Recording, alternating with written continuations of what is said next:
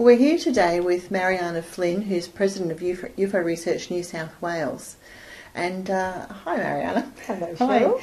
Can you tell us how you got involved in UFO research?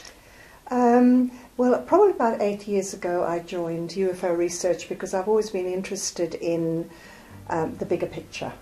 And it was part of my spiritual search, really, to find out whether we're alone on this planet or not alone. And initially I just went along as a member of the meeting, and then eventually decided I'd like to have a more sort of prominent role in terms of maybe, you know, selecting speakers and events, planning events, and also getting deeper into the whole research phenomenon. Mm-hmm. And so about 5 years ago, 4 to 5 years ago, I joined the committee.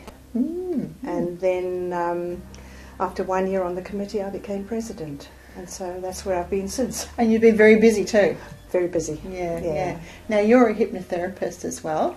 So I believe you work with people who've had close encounters Yes, too. yeah, I do.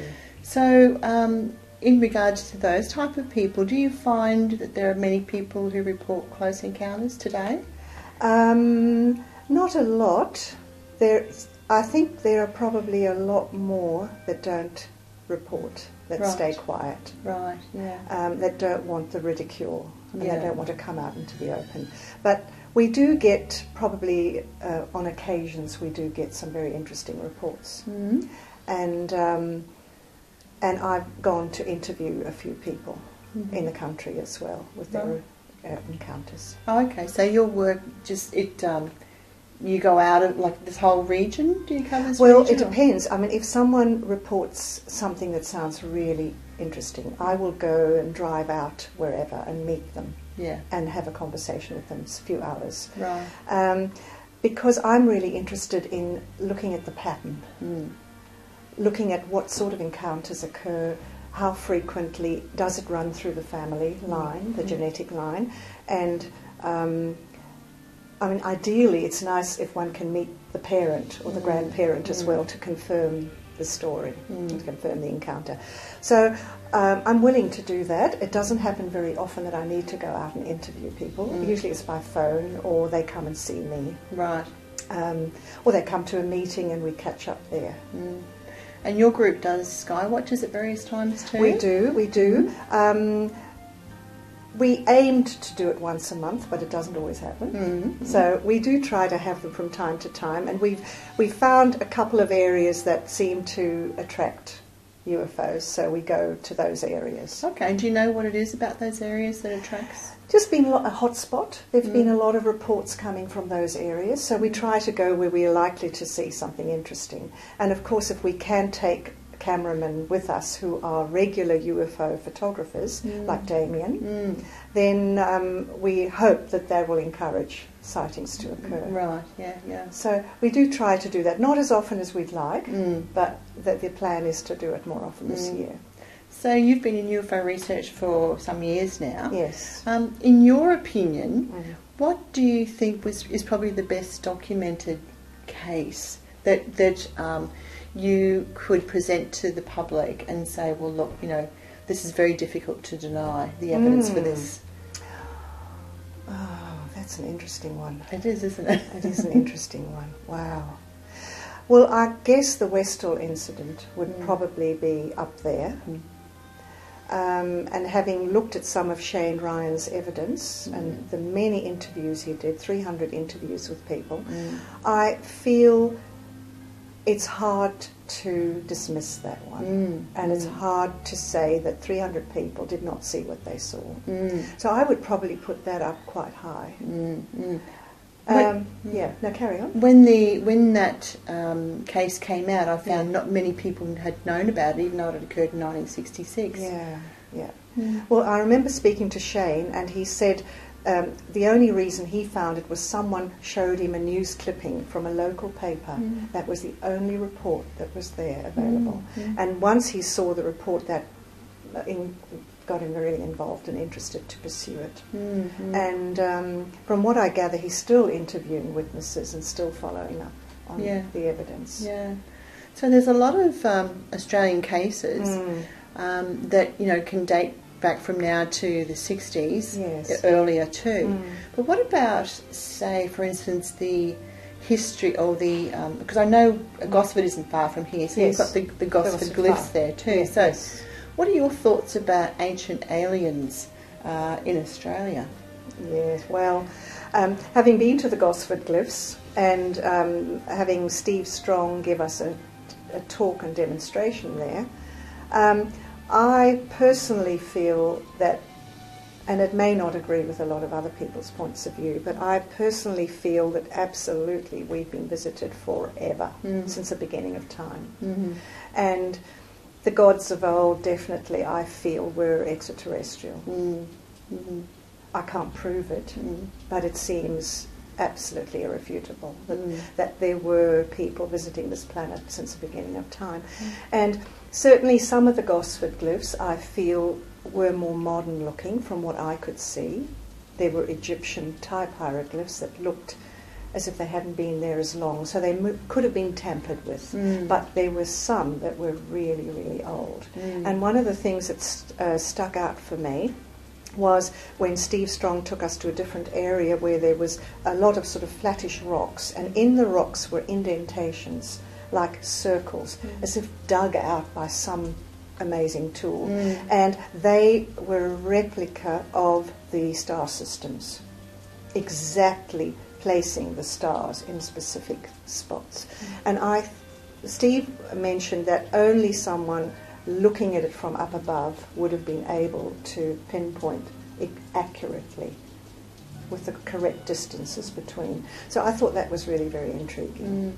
And of course in the Gosford area we've got that beautiful collection of reports that Brian Dickerson and Moira McGee put together in their book, The Gosford Files. Yes, yeah. Is that area still as active? I think it is. It is. I don't have a lot to do with the Gosford area personally, but we have had other people report Empire Bay too has had a few interesting sightings, and it seems I've had another fellow report something very unusual in the Central Coast, sort of Gosford area, where he saw a ship and a lightning beam, appearing like a lightning beam, striking the ship several times within a few minutes.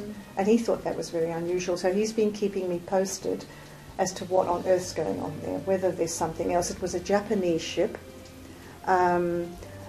Don't know why it's a Japanese ship in the waters there, but for some reason it is. So I'm hoping to follow up on that and see what's going on. And I believe that in this area too, and I believe Dominic McNamara and Lorraine Cillier, they've also documented reports of UFOs coming out of the water off the coastline here. Do you know much about that? I don't know much about that. Do you get reports about that? No, You don't? I don't personally get reports. Oh, okay. I've heard of it, Right. but I haven't been involved with any of those, so I can't really respond to that. Oh, okay, right. Well, there's also, I mean, UFOs are being seen to come out of water, go into the earth, do all sorts of interesting things that seem to... it's not a normal behaviour that we recognise. Yes. What are your thoughts on them being from other dimensions? Well, I think they are. I mean, I'm looking into that at the moment, where I feel that some of the contactee reports, for example, appear to be interdimensional. Just the way the entities appear in a room and what they do with the contactee. It may not be an extraterrestrial entity. So also very interesting to do with the underwater aspect. I was approached by a woman some time ago called Rosemary Clem, who handed me her book and said that she'd had a very interesting interaction with a Russian man who had a near-death experience, and who, during the near-death experience, travelled to the bottom of the Pacific Ocean, where he entered a large mothership, almost like a city, where thousands, literally the size of Sydney, thousands of extraterrestrials live. And he then told her what he experienced over about a 6-week period. So I find that quite intriguing. And so she wrote a book called Atlantis, which is based on what this Russian fellow told her. So one has to ask the question, you know, it's the ideal place for an extraterrestrial civilization to hide themselves and to live quietly without being interrupted. So it makes sense to some extent, even though I haven't personally seen it. Yes. I'm curious about that. Because the amount of, like the land mass on this planet that we see above the ocean is far smaller than what's under our waters. So anything could be hiding down there if they wanted to. Yes, exactly. So I'd love to know more about that. But I'd just like to pick up on a point you just touched on before about some beings appearing to people, but they may not be extraterrestrial. Now, I know you and I have a shared interest in the jinn, which Rosemary Guiley talks about. Yes, of course. What are your thoughts about, because, what can you explain what the jinn are, what are your thoughts on how they may relate to some of the contact experiences you come across? I don't know a lot about the jinn. I mean, I'm just beginning to look into it. But the thing is, because I do regression, I've had contactees come to me and express seeing a dark figure with a trench coat and a hat in the corner of their room. And it seems like a shadow figure. The face is usually not visible. I also understand from Simon Parkes' reports on the jinn that they usually appear in like a smoky haze. So if you see a smoky haze around a character or entity, then usually it's the jinn. And they can open up portals and just pop into a room anywhere they want to. So I'm also wondering whether the thinning of the veil, so to speak, that some psychics report, is allowing these interdimensional entities to come into our realm. And the fact that the jinn seem to be very interested also in interacting and having hybrids in order to manifest themselves into our reality. So there must be some advantage to them to come into our reality and be able to live amongst us. So I'm quite curious about that. Well, we've just attended a 3-day conference in Sydney on the Afterlife Explorers Conference, and one of the speakers touched on earthbound souls and wayward spirits, and how, and I think you commented to me, I wonder if some of those are involved with some close encounter reports as well. Do you think that's possible? And if so, why do you think, do you mean like lost souls, do you mean? Well, I think obviously some souls feel trapped and haven't really woken up to the fact that they're dead or that they should move on, and they stay with their families or stay. For example, I've read somewhere that alcoholics that die love the smell of alcohol, so they will hover and stay near an alcoholic just to have that smell and that to bring it back to their memory.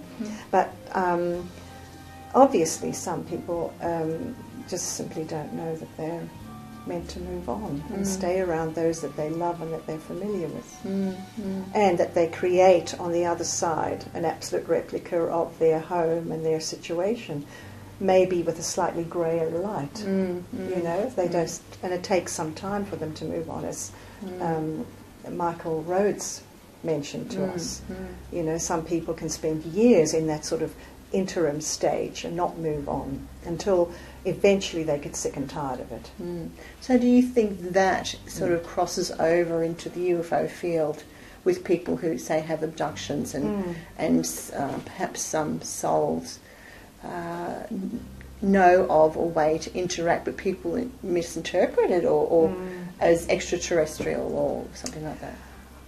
I'm not sure about that, because the energy of the lost soul and the energy of the jinn and the energy of the extraterrestrial are different. They vibrate at a different frequency. So my sense is, for example, I don't think they're the same thing. And the contactees that have reported incidences to me, the jinn behaves in a very different way. You've got the succubus and incubus in the jinn phenomena, where you get interference in the contactee, say lying in their bed, that in a way is different from the extraterrestrial contact. There seems to be a feeding off of the energy, Yeah, and then the same with the shadow people, which is part of the jinn phenomena. They behave in a different way, and they appear just in a corner of a room in a puff of smoke or through the ceiling or something. And part of it's similar to the extraterrestrial phenomenon, but I do see a difference. I do see a difference. Sometimes the jinn can mimic the extraterrestrials, and it's hard to tell the difference sometimes. But with lost souls, I think that's... Do you think the extraterrestrials that visit Earth, and I'm not saying all things that are reported, beings report are that, but the ones that we think are extraterrestrial, what do you think is their agenda for being here? Well, various agendas, from what I've gathered, and from reports of contactees. I think one of the main agendas is consciousness. And I do see more and more the fact that those who come to terms with their contact and who accept their contact have transformational experiences in their lives. So whether that's the design of the contact, and I tend to think sometimes it is, that the extraterrestrials are very conscious that our planet needs to be assisted. I mean, you get that theme running through so many stories, where we've made a terrible mess of the planet. We've got starvation and poverty and misery and wars, and they have come to really help in as subtle a way as they can. And so they interact with certain chosen individuals, whether it is because they are psychic, whether it is because of their bloodline, which also interests me quite a bit.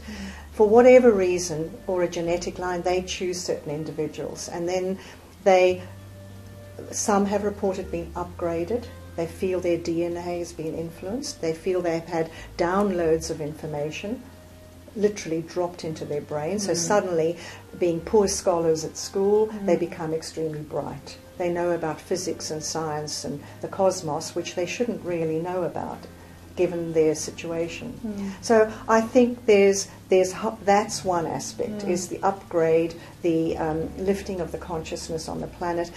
Certain individuals who have psychic abilities and who are receptive are being chosen for specific purposes.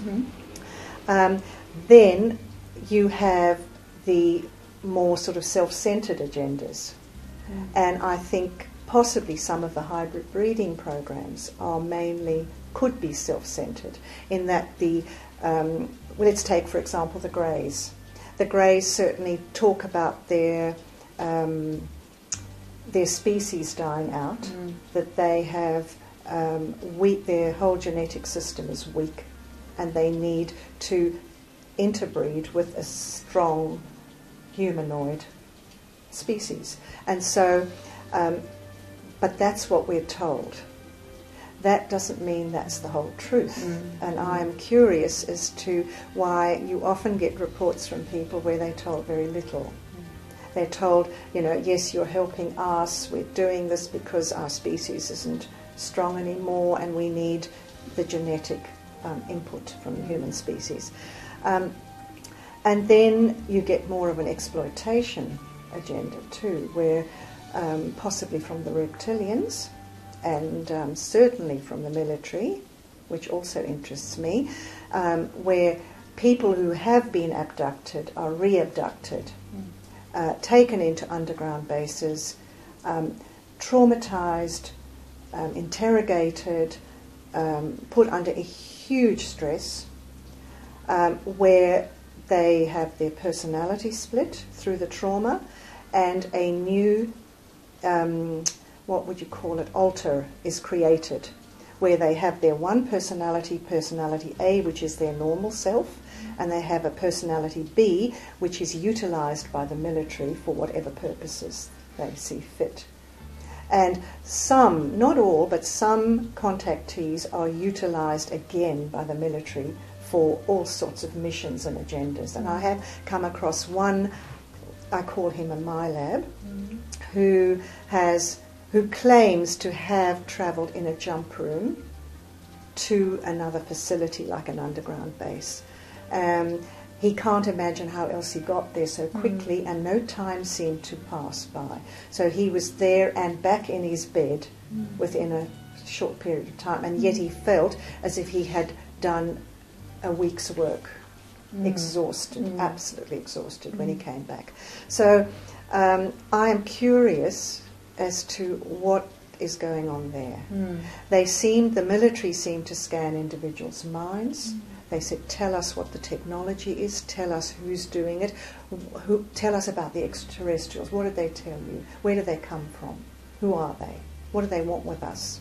So you've got that agenda, and then of course you've got the reptilian agenda, which can also be for their own purposes, for whatever agenda they might have. So it's multifaceted. It is so complex, and the more you find out about it, the less you feel you know about it. Yeah, so true. Yeah, so you're true. just absolutely trying to put puzzle pieces together, and it's not always easy. And just skipping back to what you said before about some people who report close encounters have this download, and I know from my own experience that some of them have come and shown some sort of equations or some sort of what they believe is an advanced science, but they don't know what it means. But they're getting this information from what they think are extraterrestrials, writing it down, but then don't know what to do with it. Now, what do you think the purpose of that is? I think some of that is like a download that is put on hold for some time in the future, when they may be able to interpret and reveal what it means. But for the moment they may not know. But it's as if the extraterrestrial races interacting with those people are giving them loads of information, more than they can possibly interpret or understand for some future event. That's all I could think. Because people who've had those encounters report that they're told that they will be utilised at some future date for some major event on the planet. They will know what to do when that event occurs, and they will be leaders in their community. So that's all I could say about that. Is it, you know, some have an inkling as to what it means. What I find curious is that they can speak these languages when under hypnosis, but have no recollection whatsoever of what they've said or what it means when they wake up. Now you're talking about, can you clarify what language you mean? Well, ET languages. Okay, right. So I remember hearing about a case of a woman who was regressed and started speaking this completely strange language, and her daughter was sitting in on the session and started speaking to the mother in that same language, like they both knew it. And then when the mother came out of hypnosis, she had absolutely no idea what she was saying. So there is something there. You know, there's so much we don't know. There is, yeah. In regard to that, have you also come across this script writing phenomenon that some of the people I haven't had it with my regression sessions. I haven't personally. I know Mary Rodwell does. She has that quite a bit. Yes, I can't comment on it a great deal because I haven't experienced it myself. But I'm intrigued by it. It's the same as the languages. And what other effects do you find people who have close encounters? What else do they report? I think you mentioned just briefly a bit of precognition before. Yes, yes, they do, definitely. Much more psychic awareness, their intuitive abilities much sharper. I also find intriguing when they get marks on their body, because to me there's some sort of evidence there. And I've had a few reports of quite extraordinary marks. One woman woke up one morning and there were almost hieroglyphics, red, imprinted into her chest. She had no idea how that got there. I've had another gentleman report that he had a massive bruise on his leg with one of those sort of triangular point with various points imprinted into the leg. So in terms of precognition, intuitive abilities, psychic abilities, all of that seems enhanced. All of it. And what about their lives, though? Their personal lives, daily living? Some can be traumatised. I have seen some that were traumatised. One woman reported to me who'd had numerous hybrids she was part of that hybrid breeding program, and she chose to have a hysterectomy. She said because she wanted to be done with that. So for her, she was sick and tired of being a breeding cow. So for some of them, it's very traumatic. I've had another contactee who absolutely loves her hybrid children, who wanted to see them, and during a regression was able to see them and meet them and describe who they were.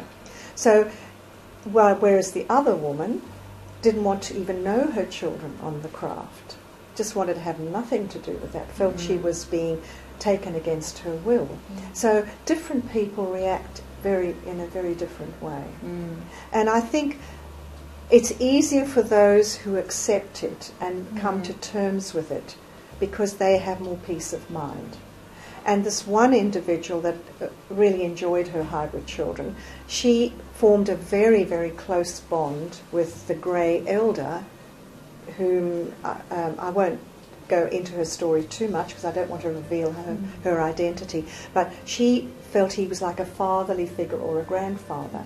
And she remembers lying in her cot as a small child, and this figure came to the cot, and she remembers seeing the four-fingered hands on the cot, and she was just a little tot, and looking up into his face without any fear whatsoever. She knew who he was, and she would have been 3 or so.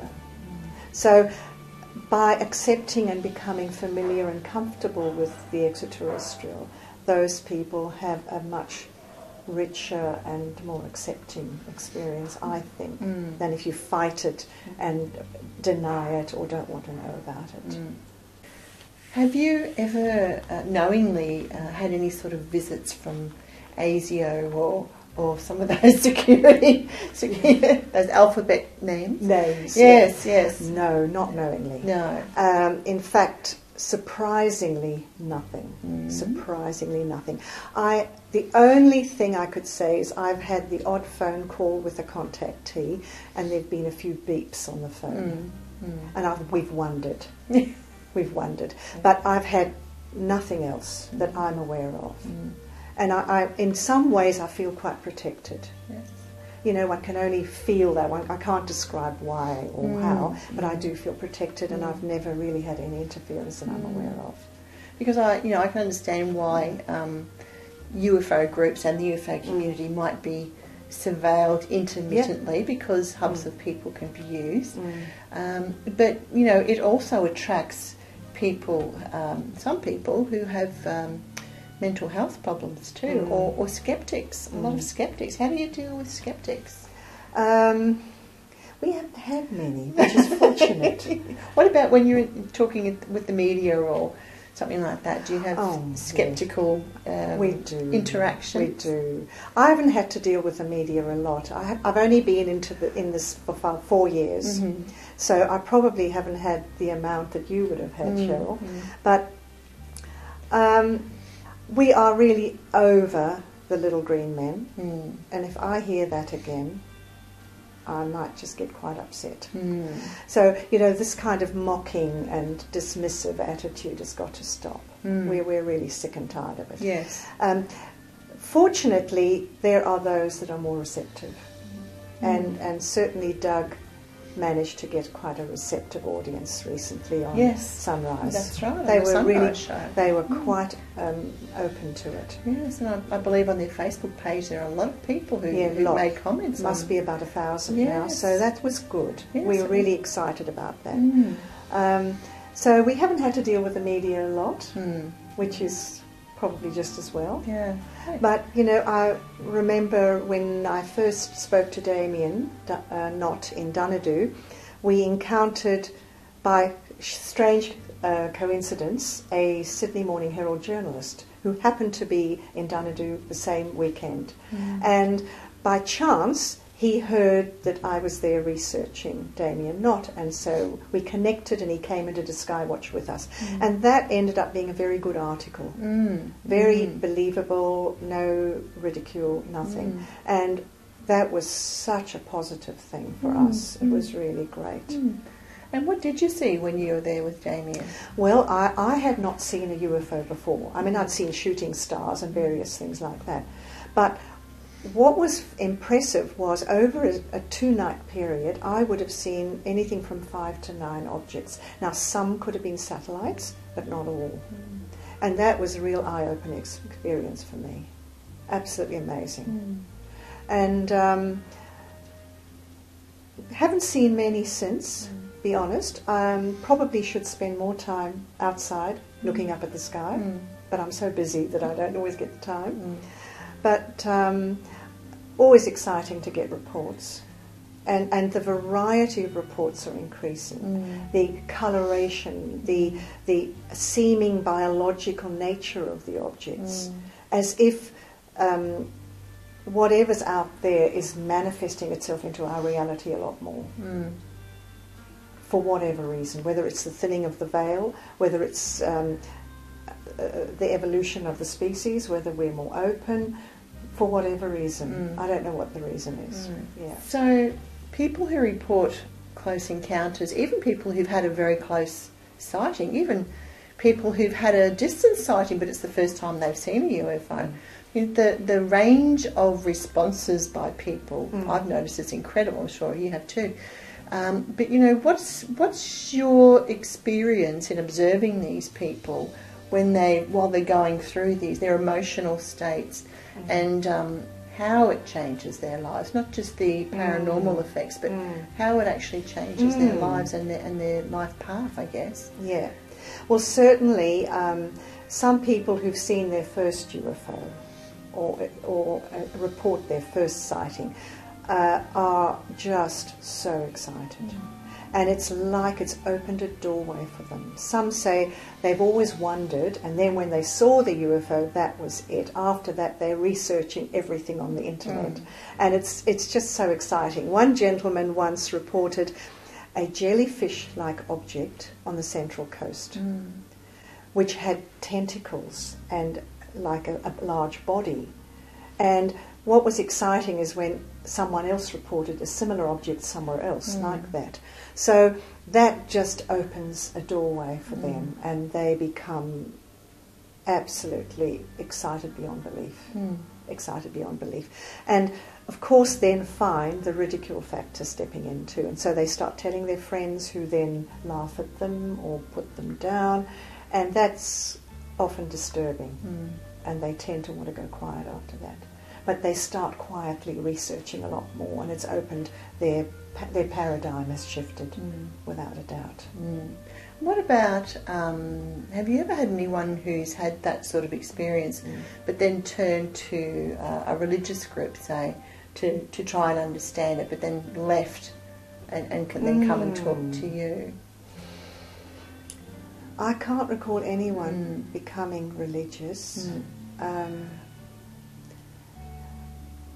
Not offhand. One of my contactees that I've spoken to is quite religious.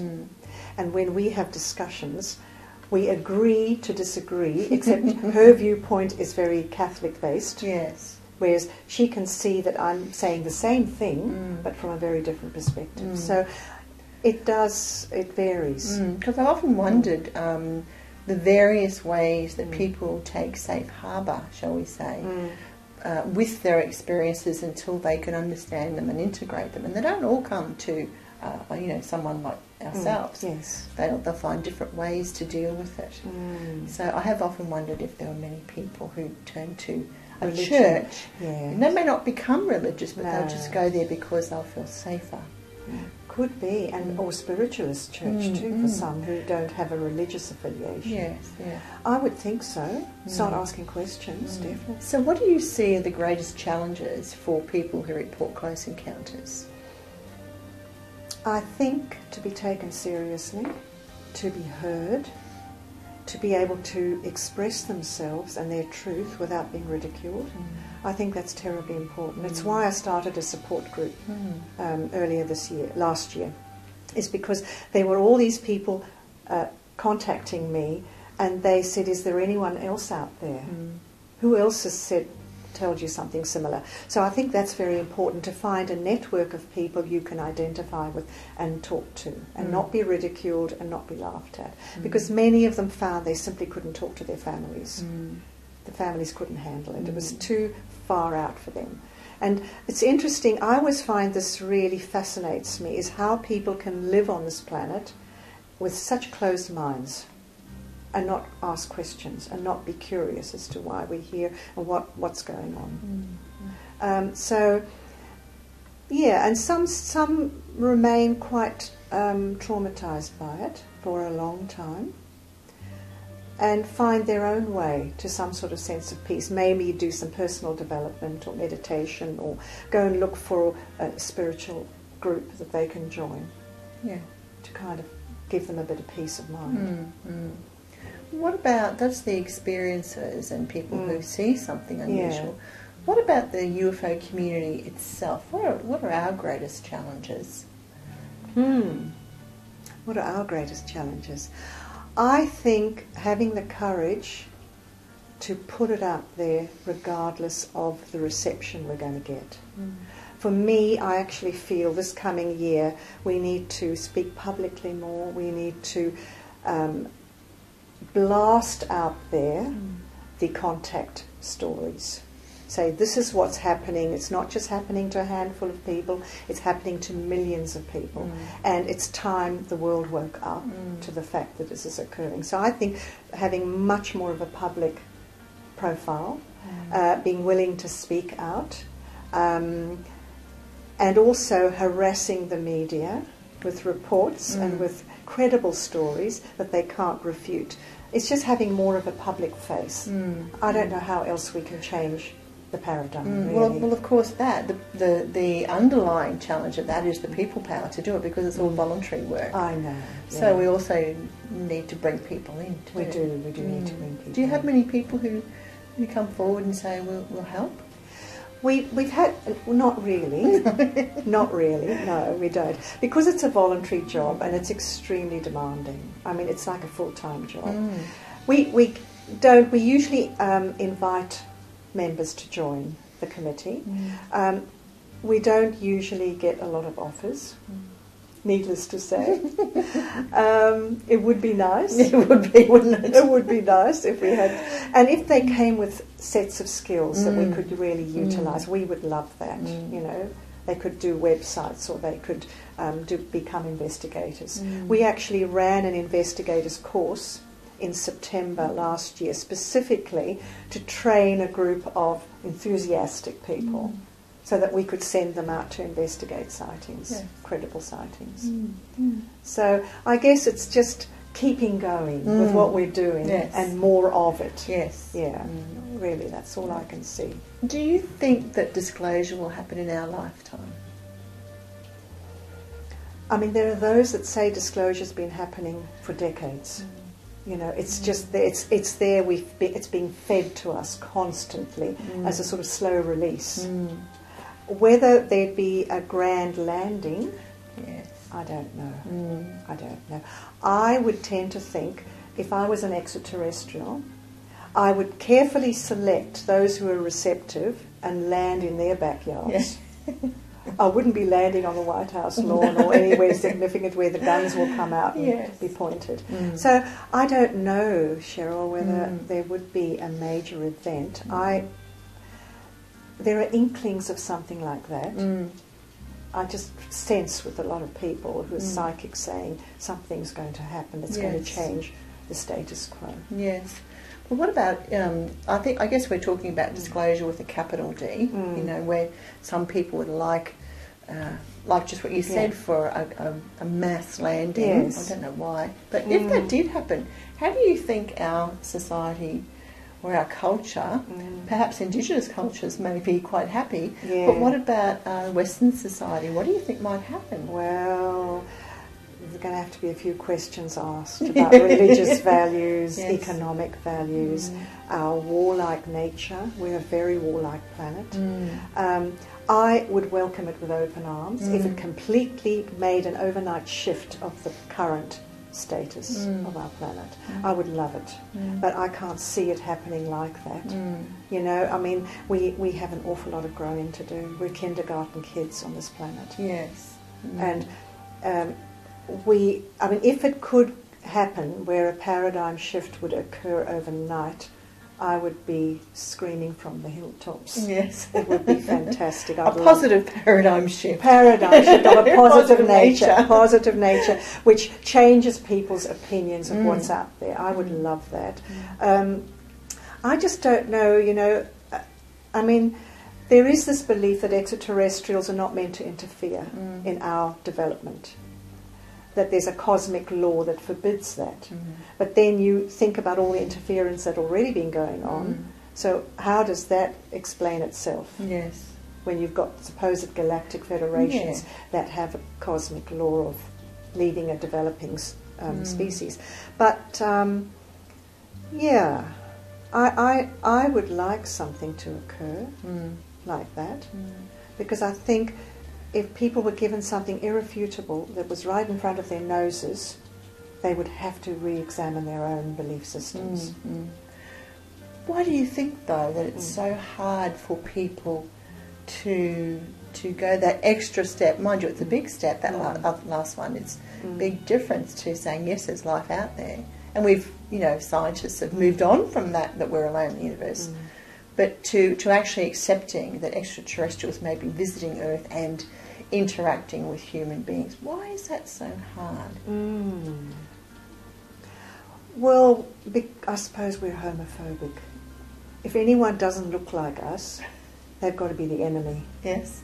No, there's a belief system. I mean, we can't even live together with different colours and different races and ethnic groups and religious groups.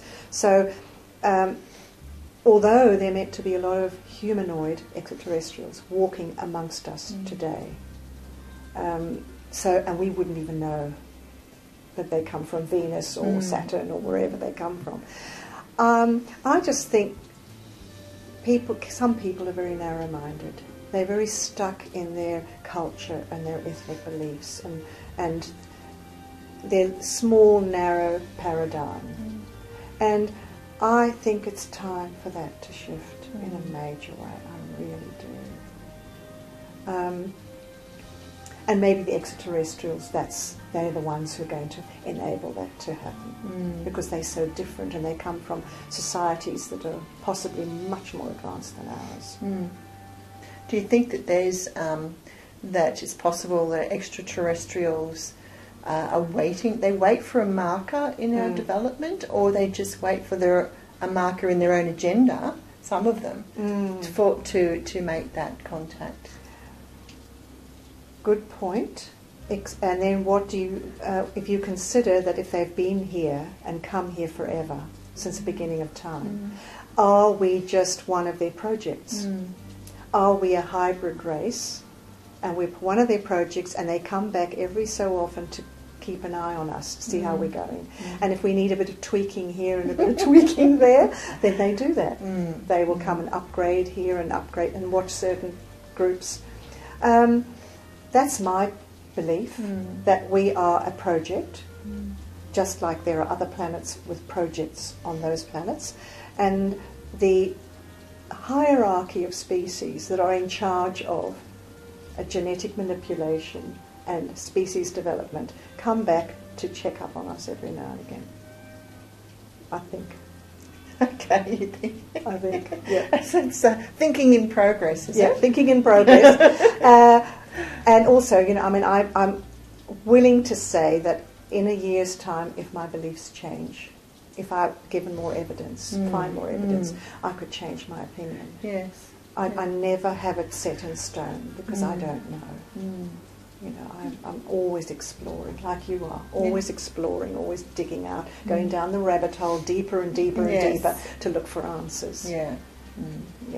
And fearless in the pursuit of looking for answers. Because I think fear is one of the biggest problems on this planet.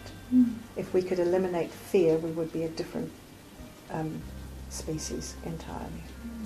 So UFO Research New South Wales, you have meetings. How often do you have them? We have monthly meetings, first Saturday of the month, usually for 4 hours. We always have a speaker of some sort on a variety of topics. We also usually have a social get-together after the meeting, because a lot of people have so much to say and they want someone to talk to and discuss things with. So that's our main function. So, I mean, there are some researchers that think we're just a meet-up group, and meet-up is one of our objectives, because we need to have somewhere people can come and share ideas and listen to speakers and increase their knowledge. So that's probably our main function. We run weekends away twice a year to country areas like Dubbo, and we were fortunate to go and stay on a property belonging to a contactee who is in the process of going off the grid. So he's establishing a vegetable garden and a place to stay to enable his family to live an alternative lifestyle. And he's made his property available to us. So twice a year we go there and we have the most wonderful dark skies. And all our camera guys go there with about 5 fabulous cameras, telescopes, and we watch the skies. Great. So that's good. So that's twice a year. We recently established a Facebook page. I'm not a Facebook person, but we have someone who updates our Facebook page. We have a meetup page, and we have someone else, one of our committee members, who does that. So where do you have your meetings? We alternate. We have it at the Ryde Eastwood Leagues Club in West Ryde and at Club Burwood RSL in Burwood. So we alternate between the two. So people can go along and find you there? Yes, they can indeed. Great. Yes. Oh, thanks very much, Mariana. Thank you, Cheryl. Thank you.